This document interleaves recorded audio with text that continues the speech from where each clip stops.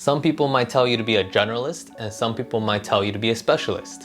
But with all answers in life, it depends. Hey, welcome back to the channel. In this video, I'm gonna go over why I now see the world in the lens of a generalist and why I think it might be more beneficial to have that lens in today's day and age. Now, I was always been told to be a specialist growing up, and that gave me tons of stress because I spent the first 20 years of my life doing one thing, martial arts, which I was forced to do. So therefore, that prevented me to try other things because I was like, what's the point? It's too late. And I told myself that because I wanted to be good at whatever I do.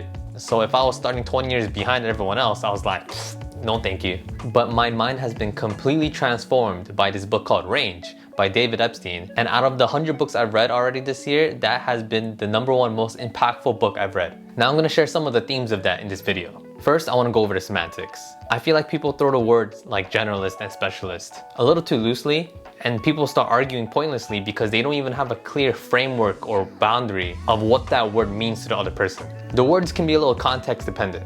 For example, as a b-boy, someone who breakdances, some people might see a specialist as someone who just spins on his head, and another person can see it as that overall dance of breakdancing. So to cover the groundwork, when I mean specialist, I'm talking about that one particular skill set. So for example, if someone asks me what type of dance I do, I'm not gonna answer with, oh, I spin on my head. I'm probably gonna say, oh, I'm a b-boy or I breakdance. So the same thing for being a musician or an athlete. I'm gonna say being a specialist is working on that one specific instrument or working on that one specific sport. And to give this video a little bit more structure, I'm gonna break this down into 3 parts. The first one is kind and wicked, which talks about the time and environment we live in. The second one is outsider advantage, where I'm gonna talk about skill transfer. And the third one I'm gonna call existential potion, where I'm gonna talk about the immediate practical usage of whatever I talk about in this video.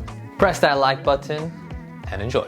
The first one is kind and wicked environment. In a kind environment, that's when the outcomes and results are clearly defined and predictable. It's very linear. For example, if I get a high SAT score, that's gonna guarantee me to go to a good university, and that's gonna guarantee me to have a very successful and stable job. But the thing is, we don't live in that world, or at least not anymore. Things change so fast nowadays. There's so many different career choices a person may have, and that changes every couple years. Another example is the average lifespan of a company is about 15 years. Compared to the 1960s, it was about 60 years. We now live in a world where everything's super unpredictable. And this environment is what the psychologist Robin Hogarth would say, a wicked environment. A world where everything's non-linear. That one kid who kept going to detention and failing all its classes might end up creating a multi-billion-dollar company and changing the world. Now, to bring it back into how it's affecting us today, it's now a global competition. The people trying to get into the best universities, they're not competing locally anymore. They're competing against other women, minorities, and foreign exchange students, people from all over the world. So it's that much harder to be at the top 1 to 2% in your chosen craft. However, there's a solution to this, and it's to create your own lane.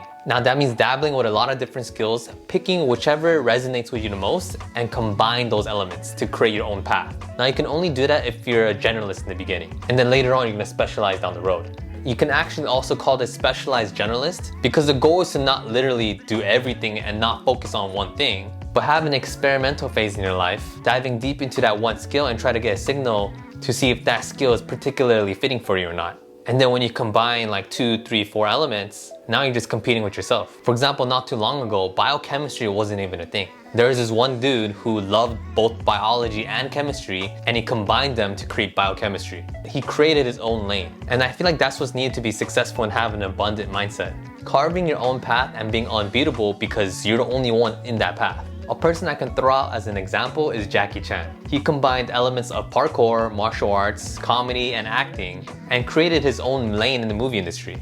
He became so unique, he became indispensable. Now that's one reason I feel like a generalist has an advantage over a specialist, especially in the earlier days, because they don't have the blinders on to combine these different elements. Now, of course, this always depends. It doesn't make sense for someone to be a generalist if that person is already at the top 1 or 2% on their craft, like let's say LeBron James. The second thing I want to talk about is outsider advantage. I feel like another reason a generalist might have an advantage over a specialist is because of the skill transfer. The problems we face in the 21st century is becoming increasingly more complex. For example, the problems we're trying to solve is how to solve world hunger or how to find a vaccine for a pandemic. And these innovative solutions usually come from an outside perspective. For example, there was an oil crisis in the 1980s. Oil on a ship leaked when it hit a reef and it got stuck. People in the energy department couldn't solve it for almost 30 years, so what they ended up doing was creating an online contest, awarding anyone who came up with a solution to get rid of the oil $20,000. Now, the person who came up with the solution was someone totally outside of the energy department, and it was a chemist. But it wasn't his chemistry background that helped him come up with a solution. It was his brief dabbling with construction, and that experience gave him the outside perspective to come up with a solution. A more popular example is the company Apple. They wouldn't have their beautifully designed products if Steve Jobs never took a calligraphy class in college. So in essence, I feel like dabbling and learning in all these different fields, first, you're learning how to learn. You're always being put in that beginner mindset. And second, you're learning how to think analogically. So you're coming up with metaphors and comparisons to bring back to your main skill. Now, that was the perspective that convinced me that I can try anything. It was never too late, because I never knew what I can take away from the experience. And of course, research shows that Nobel laureates are 22 times more likely to have a hobby outside of their vocation. If you remain a specialist, there's an argument being said that you're like a hammer, and everything you look at looks like a nail. Meaning you're trying to solve every problem with this one type of lens. Okay, the last thing I'm gonna talk about is called Existential Potion. So how can we use this in real time? Well, for me, when I first heard about these concepts, I was able to take a breather. It allowed me to stop feeling stuck or behind, comparing myself to people like Mark Zuckerberg or I forgot his last name, the founder of Snapchat. And it helped me gain more of an abundant mindset in life because I'm no longer seeing things in a lens of a zero-sum game. Meaning if I win, it doesn't mean someone else has to lose. Unlike sports where there's a clear winner and loser, in life, we can all win.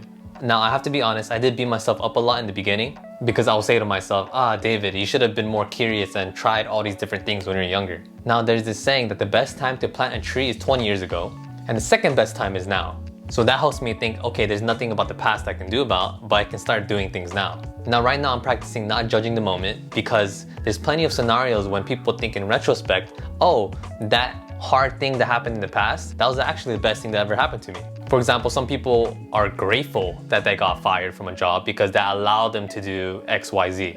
Or they were grateful to go through this other personal hardship because that allowed them to learn and grow and to do X, Y, Z. You can fill in the X, Y, Z. Obviously, all of this is easier said than done, but I think it's just a good reminder to have. As a recap, I feel like it's better to be a generalist than a specialist in today's day and age, where we're living in a world where it's continually being more and more uncertain and unpredictable, and to learn how to adapt and be more creative. That way we become irreplaceable and can't be automated by some AI. Now, I'm curious what you guys think. If you think I'm completely wrong, let me know. I don't care who's right or wrong, I just want to learn and grow. So put whatever thoughts you have in the comment section down below. If you want to see more videos like this, check out the link here. And finally, I hope you have a good one. Thank you for watching this video, and I will see you in the next one.